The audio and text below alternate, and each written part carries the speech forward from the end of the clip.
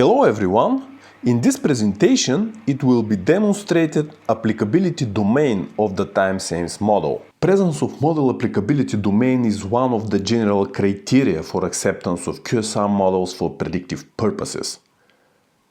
In turn, belonging of a molecule in the model applicability domain is an important criteria for assessing reliability of the obtained predictions. The chemicals are in domain if they are similar to the training set chemicals used for derivation of the model. Predictions of such chemicals are more reliable. Two chemicals will be used to demonstrate applicability domain of the Ames model. Both chemicals are predicted to be Ames positive. In terms of applicability domain, the first chemical is predicted to be in domain, whereas the second one is assigned to be out of domain. In general, three layers of the applicability domain are used for evaluating the time-Ames model predictions. Those layers are derived from the training set chemicals for which the model provides correct predictions. Let's analyze the domain of the first chemical. The parametric domain layer includes the ranges of variation of hydrophobicity and molecular weight values of the training set chemicals which are correctly predicted by the model. Chemicals belong to the parametric layer of the domain if the calculated values of those two parameters are within the defined parametric ranges. Based on this, the first chemical is predicted as belonging to the parametric layer of the domain.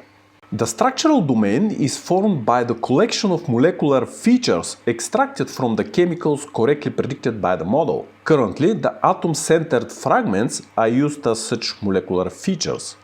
According to the default options, the structural domain is defined to be conservative.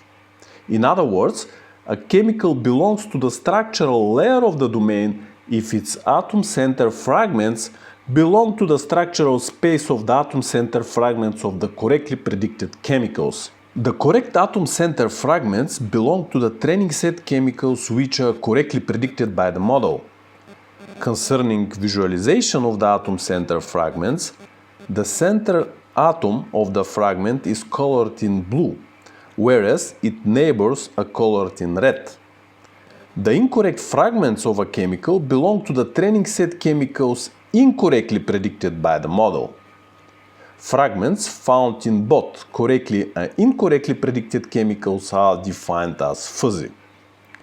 Fragments which are not found in the training set chemicals are considered as unknown fragments. As seen, the first chemical contains 100% correct fragments based on which it is predicted as belonging to the structural domain. Let's now analyze the domain of the second chemical.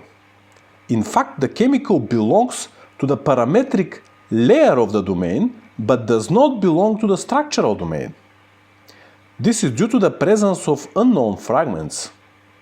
As seen, the chemical contains 80% correct fragments and 20% unknown fragments. If the unknown fragments of a chemical deviate from the correct atom-centered fragments with inert atoms, such as hydrogen, and does not contain a heteroatom, the fragment could be automatically removed from the list of unknown fragments if special procedure for loosening of domain boundaries is applied.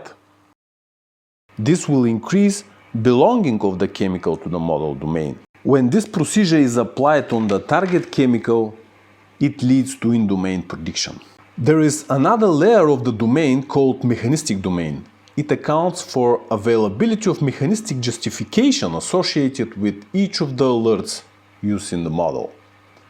This information is provided in the prediction reports, which is separated in video part 5. Chemicals are predicted as belonging to the applicability domain of the model if they belong to all domain layers. Thank you so much for watching this video. If you're interested in times, please contact us in the links provided below.